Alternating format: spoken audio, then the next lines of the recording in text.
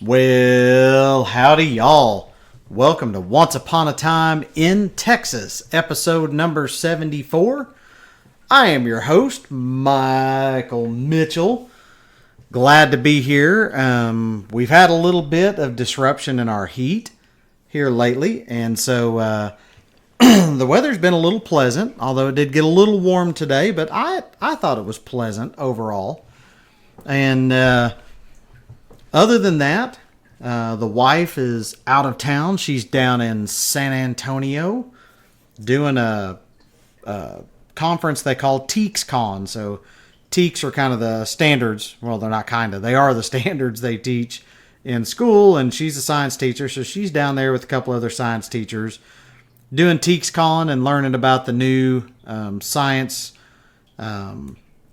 curriculum and stuff that is coming out. And it's pretty cool. She's coming up with all kinds of new and interesting ways to teach science and really keep those kids engaged. And she bounces those ideas off of me and other folks. And anyway, it's a lot of fun. She's having a good time, and so are the folks that are with her. So it's nice for the heat to break. They were a little worried because we just had Hurricane Beryl hit the Texas coast, and pretty early on, it was projected to hit San Antonio, which is where they were going, and it ended up missing it. And and I guess it didn't do as much damage as maybe they were expecting. I do have some friends down that way that are without power, maybe a little bit of damage to their house, like roof shingles and stuff missing. But I mean, overall, to be real honest, it could have been a lot worse. So it is late Tuesday night. To be honest, I've had it in my head all day today that it was Monday. And I was watching a movie with my kiddos earlier, and my head came up off the couch, and I went, oh, shit, I need to do my podcast. So here I am. It's late at night, and I'm getting it done so I can go to bed because I'll be honest with y'all, I am not stay up late kind of person, night owls or whatever. As a matter of fact, when I was in college, I had several cousins that were going to college at Oklahoma State with me. But two in particular, my cousins from dad's side, Joey and Robbie.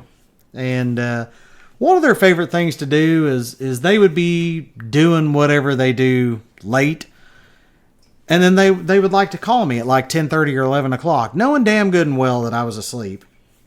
And I've always been, for the most part, kind of an early riser. And even to this day, I mean, when I sleep in late in the summertime, I sleep until like 7, 6:30. And then it's like, all right, I'm up and at 'em. In the wintertime, where the sun doesn't really break the eastern horizon, maybe a little later, I can push it to 8:30, but I'm just not a stay in bed and sleep all day kind of guy. And so I was getting up because for a time we were living out at my great-grandfather's farm where my grandfather was. And so I was getting up early to go do things around the farm. And so I would call them at 6, 6:30, 7 in the morning as I was getting prepped to go to college, and it would really piss them off. And then finally they said, why do you keep calling us at 6:30 or 7 in the morning? And I said, why do you keep calling me at 10:30 or 11 o'clock at night? And so they don't do that anymore. I don't call them early in the morning. They don't call me late at night. So that's kind of how it works. But anyway, so we're going to get this bad boy done. This is a pretty good podcast, I think. I hope you guys like it. One thing that I would ask you guys to do is shoot me some messages, get on my group page, let me know how I'm doing, because to be honest, it is getting a little toilsome to kind of come up with all the ideas and stuff. So, I just ask a little encouragement, I guess, to keep going. It is cool to see the stats. We've got people from all over the world that listen to this. It's a couple hundred downloads a week. And so, it's great, but I may have to shut it down here for too long just because, man, it does take a lot of time and effort. And, like anybody else, I need a little encouragement. So let's go ahead and jump into the podcast. You guys don't need to listen to my whining. So have you ever romanticized about being a cowboy out on the open range on a long cattle drive? Of course you have. Who hasn't? Anybody who's watched Lonesome Dove just went, oh man, I just want to do that. No, you don't. Trust me. So, but the other weird thing is, did you know that period in time, that it's, again, so romanticized and memorialized in all these Western movies and songs, and when people think of Texas and cattle, like they think of these great cattle drives, and you would imagine that period of time was a couple hundred years, or longer, like the Romans and the Greeks and all this other stuff, hundreds, even thousands of years. Now, the whole cowboy cattle drive stuff was roughly a 25 to 30 year time frame. That's it. So I'll tell you why I came up with this idea a little bit later, and it's kind of amusing. But for now, let's take a look at some of the great cattle drive trails of the Old West. So before we jump into it, like always, I want to thank our sponsors. That is me and Victory Home Loans. I know there are tons of people moving to and in Texas and, of course, Oklahoma, since I'm licensed there too. And I know a lot of you guys do too. So let me help them out. If you know anybody moving, have them give me a shout. They can find me at themichaelmitchell.com, THE michaelmitchell.com. And, I try to be entertaining. I actually had a lady call me earlier, and she is having a terrible time with the mortgage company, who I will not name. They've already pushed the closing, I guess, 4 or 5 days. The sellers are upset. Nobody's communicating. And she found me and called, and she said, "Can you communicate?" And I'm like, I think so. And I thought about doing the whole like, "Oh, brother, where art thou?" Like, we are communicating to the masses and telling her about my podcast. But I decided not to. But yeah, anyway, I talked to her, and it looks like she's going to move her loan over to me. Like I said, it's already supposed to have closed, and they're not even close to the finish line yet. So she's like, "You know what? I like you. I like the way you talk. And we're going to do our best to make it happen for her." So I don't even mind being that guy, your mortgage mechanic. If you get into a pinch on something where you're really looking at a mortgage, give me a shout. Love to help out. Find me at themichaelmitchell.com. So where did this week's idea come from? Well, I was listening to someone the other day, and they mentioned Abilene, Texas to me. And whoever it was, and I don't remember, and I'm not saying that just to keep from shaming somebody. I really don't remember who it was, but they weren't from here. And they said, I don't understand why they are always talking about the super long cattle drives that started in Texas and ended in Abilene. I mean, Abilene is still in Texas, right? And to be honest, I kind of stood there a little dumbfounded for a moment, because on one hand, I just kind of went, to the uneducated person, they weren't wrong. There is an Abilene, Texas. Except the fact that whenever cattle drives and all of the old cowboy songs about cattle drives, whenever they talk and sing about Abilene and all that, they ain't talking about Texas. They're talking about Abilene, Kansas. That's right, folks. Abilene, Kansas was actually a town before Abilene, Texas was. How about that? So let's get into a few of these trails, okay? And some of these you probably have heard of. And I'm just going to tell you a little about them and a little of their history. So first is the Goodnight Loving Trail. A lot of people have heard about Captain Goodnight and, Charles Goodnight. There's the Goodnight Ranch. There's the Goodnight Buffalo Herd. Anyway, he's got a lot of cool history with him, but it's the Goodnight Loving Trail. Not many people know about who, Mr. Loving is. And so the Goodnight Loving Trail began, and most of these, to their best guess, like this is kind of where it started. And so Goodnight Loving Trail began around Fort Belknap, Texas, which is just south of Wichita Falls here, and along part of the former route of the Butterfield Overland Mail Trail, traveling through central Texas across the Llano Estacado, which is the Staked Plains, to Horsehead Crossing, north along the Pecos River, across Pope's Crossing, into New Mexico to Fort Sumner. So these cattle went a little different.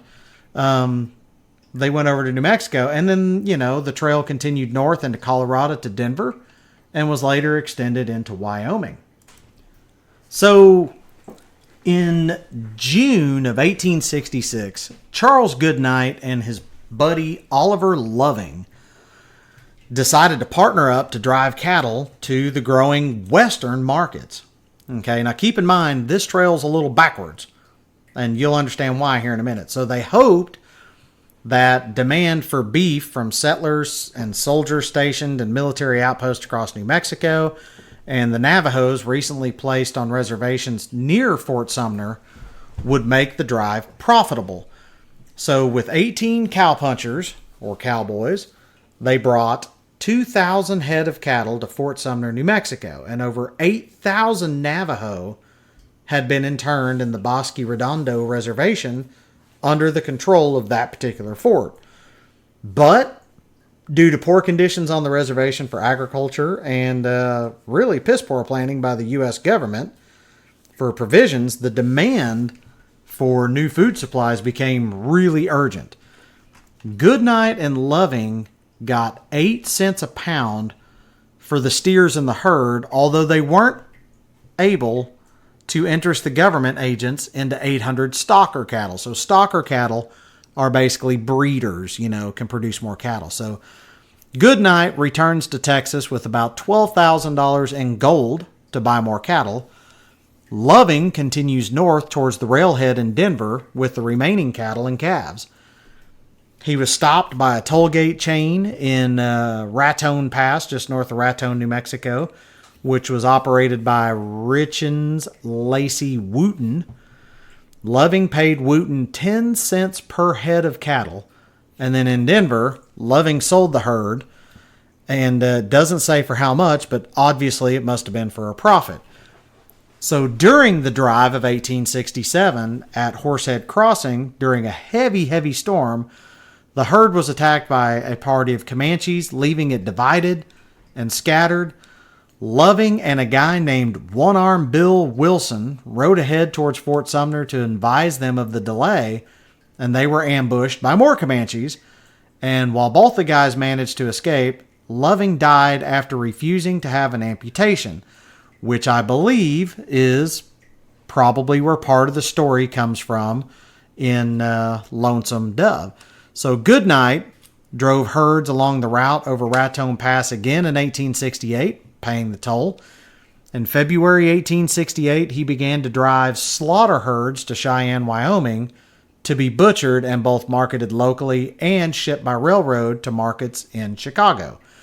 So in 1868, he also scouted a new route via the Trincheras Pass to sell cattle to John W. Liff in Cheyenne. Liff had become established as a leading commercial cattle rancher in his holdings along the Platte River and sold beef to mining camps, railroad workers, and government agents working on Indian reservations. So over the next decade, cattle ranches stocked with Texas Longhorns brought up along the trail were established across Wyoming. Several Texas companies relocated or started subsidiaries in Wyoming and Montana. Cheyenne became the hub for local cattle businesses and its Union Pacific Railroad connection. Again, this is where the great Lonesome Dove story probably pulls a lot of its information.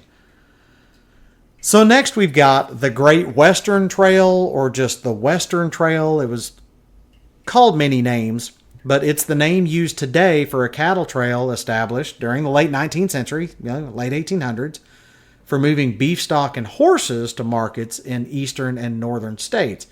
It is also known as the Western Trail, Fort Griffin Trail, Dodge City Trail, the Northern Trail, and the Texas Trail. It ran west of and roughly parallel to the Chisholm Trail, which we'll get to later. And it went into Kansas, reaching an additional major railhead there for shipping beef to Chicago, or longhorns and horses continuing on further north to by trail to stock open range ranches in the Dakotas, Wyoming, Montana, and even Alberta and Saskatchewan in Canada. A full-length drive from the trailhead south of Bandera, Texas, took almost 100 days to reach its destination in Kansas. 100 days on the trail. That's crazy. So both trails, because they kind of split and came together, reached the Atkinson and Topeka and Kansas Pacific Railways, which terminated in St. Louis. The Western Trail continued on to the latter-built Union Pacific, which offered a direct corridor to Chicago and helped the city grow to the greatest meat processor in the country. Although rail lines were built in Texas, high freight prices for stock continued to make it more profitable to drive cattle north to the major east-west lines in Kansas. So the Great Western Trail was first traveled by Captain John Little in 1874 when he was transporting 3,500 longhorn up from southern Texas into Nebraska. In 5 short years, it became one of the most traveled and famous cattle trails in the U.S. history. Despite its popularity, traffic along the trail began to decline in 1885 due to the spreading use of barbed wire fences and legislation calling for a quarantine of Texas cattle due to the Texas fever, which was a disease spread by ticks. The last major cattle drive up the trail ended in Deadwood, South Dakota in 1893, and by that time, an estimated 6 to 7 million cattle and 1 million horses had used that trail. The Texas Trail, or the Western Trail, or the Great Western Trail, or the Dodge City Trail, whatever you call it, was used by the XIT Ranch for trail drives, connecting Tascosa to Dodge City until 1885.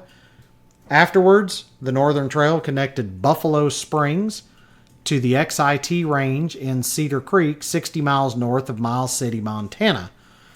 The trail passed through Lamar and Kit Carson, Colorado, and Lusk, Wyoming. The trail was used from 1886 until 1897, so only about 11 years, and over a period of 3 months, some 10,000 to 12,000 steers were moved from the Yellow Houses pasture at the south end of the XIT Ranch, 1,000 miles north to Cedar Creek. And there they would graze for 2 years before being shipped off to Chicago. Keep in mind, hundreds of thousands, if not millions of dollars are being made because of this. So next, let's talk, of course, about the most famous cattle trail, which is the Chisholm Trail. And it was a trail used in the post-Civil War era, which all of these were post-Civil War, to drive cattle overland from ranches originating south of San Antonio. It ran north across Indian Territory, which is now Oklahoma, and ended in Abilene, Kansas. The trail was established by Black Beaver, a Lenape guide and rancher, and his friend Jesse Chisholm, who was a Cherokee merchant. They collected and drove numerous cattle along the trail to Kansas, where they could be shipped east to achieve higher prices, and the southern terminus was the Red River Station, which was a trading post near the Red River on the northern border of Texas. So the northern terminus was a trading post. The southern terminus was really considered Red River Station. The northern terminus was a trading post near Kansas City, Kansas. Chisholm owned both of these trading posts, which was pretty smart, because where are these cowpunchers and everybody going to spend their money? At the trading post. So, in the years of the cattle drives, Cowboy drove large herds from these ranches across Texas to the Red River Station and then north to Abilene, Kansas, where, of course, Jesse Chisholm had another trading post where they would gladly spend their money. So, Texas ranchers using the Chisholm Trail had their cowboys start cattle drives from either the Rio Grande area or San Antonio. They joined the Chisholm Trail at the Red River, which actually Red River Station is just east of Wichita Falls, probably around 40 miles or so, right on the Red River. And then they would cross the border between Texas and Oklahoma, obviously, which was Indian Territory. And then they continued north to the railhead of the Kansas Pacific Railway in Abilene, Kansas, where the cattle would be sold and then shipped eastward. The trail is named for Jesse Chisholm, who was a multiracial trader from Tennessee of half Cherokee descent. Together with the scout Black Beaver, he developed a trail to transport his goods from one trading post to another, and the two men were the first to drive the cattle north along this route. So that's pretty interesting because half-breeds, as they were called back then, were kind of looked down upon. And these guys really made a good living despite, Jesse Chisholm being half Cherokee. By 1853, Texas cattle were being driven into Missouri. Local farmers began blocking the herds and turning them back because of that Texas fever we talked about before. And so there was violence, vigilante groups, cattle rustling. Anyway, just caused a lot of problems. And so by 1859, the driving of cattle was outlawed in many Missouri jurisdictions. By the end of the Civil War, most cattle were being moved up the western branch of the trail, being gathered in Red River Station in Montague County, Texas. So basically what they did is they went, well, screw Missouri. If they don't want our cattle, we'll just drive north into Kansas and sell them there. So that's what they did. In 1866, cattle in Texas were worth about $4 a head, compared to $40 per head in the north and east. So lack of market access during the Civil War had produced really an overstock of cattle in Texas. These longhorn cattle that everybody just loves, they were just running wild and breeding all over the place. So really a lot of these people were just gathering up the cattle. It was just free money on the hoof out here, guys. Like, a lot of folks don't realize that. These guys weren't down here breeding a lot of these cattle and then going, hey, let's drive them north. No, they were collecting them.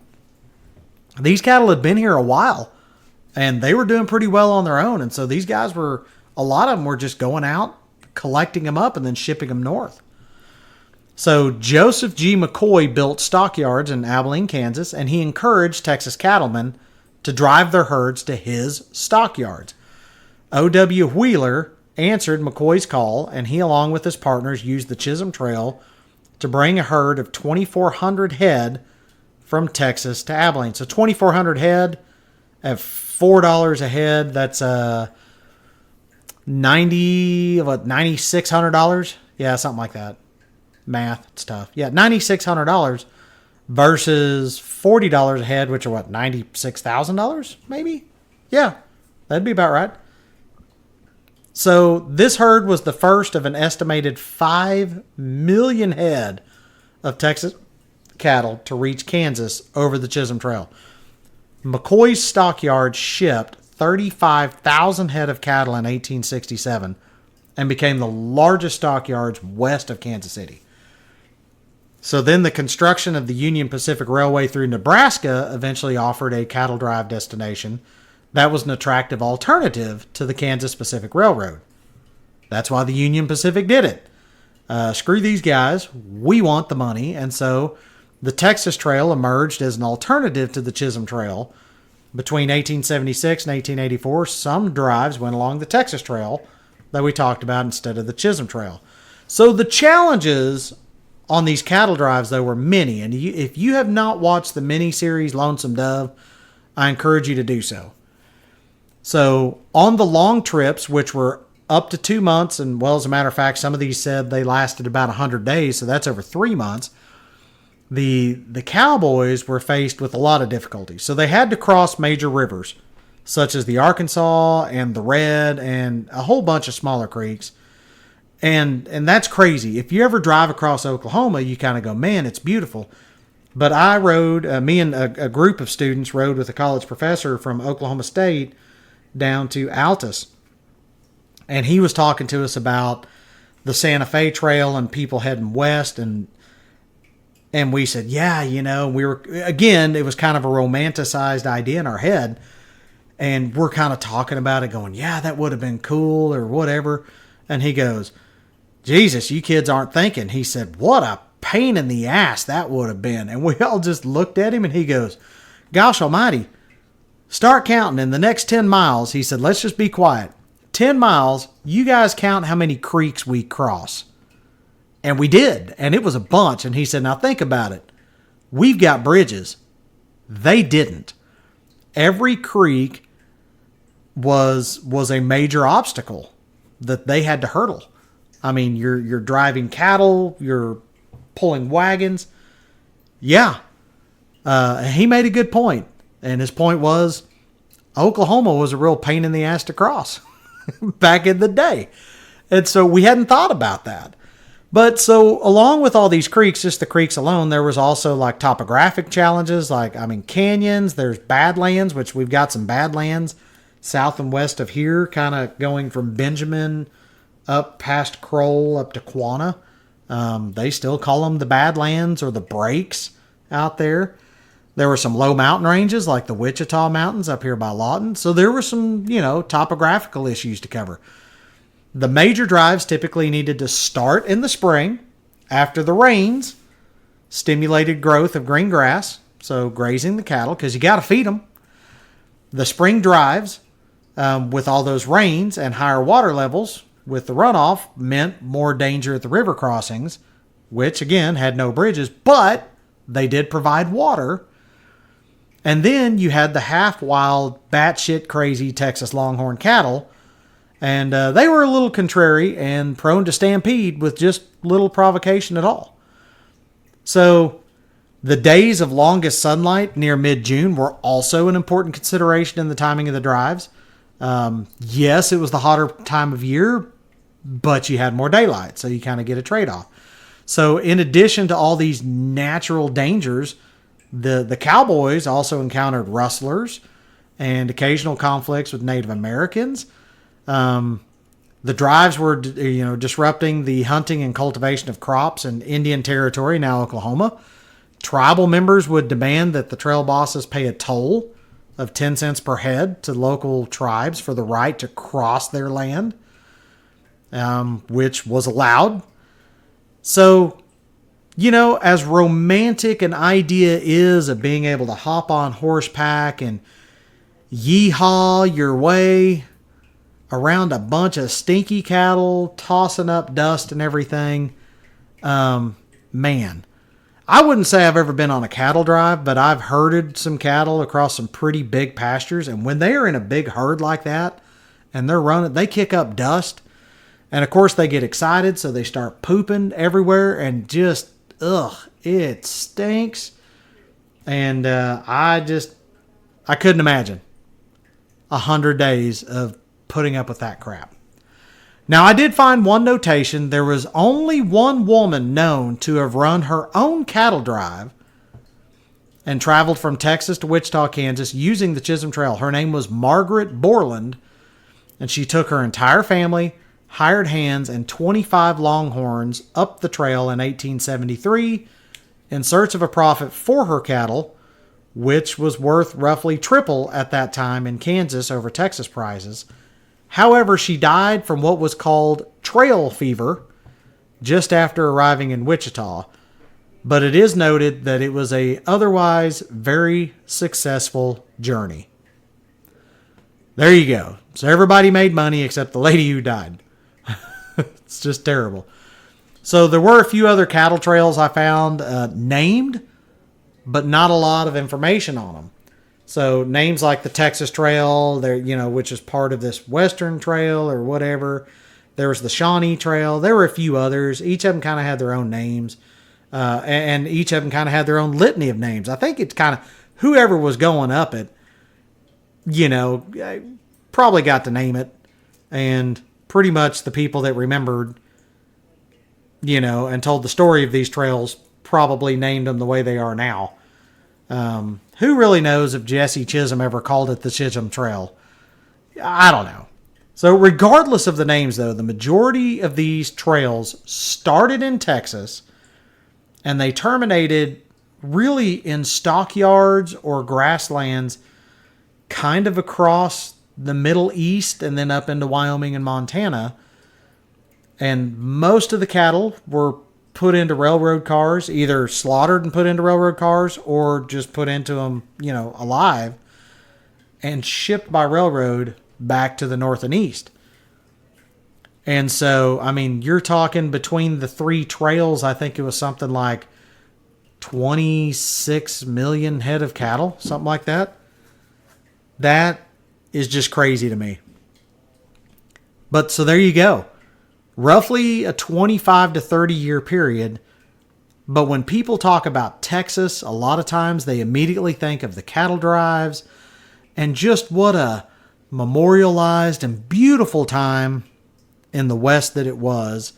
And I hate to burst your bubble if you've never been to Texas or if you've never sat a horse or been on any kind of cattle drive, short or long.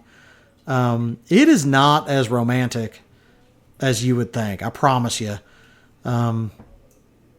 There have been a few times that I've shown up after working cattle, and trust me, there's nothing romantic going on after that.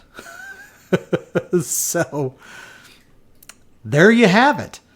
What do y'all think? Let me know what other kind of weird and off the wall interesting things you want to hear about on Texas history.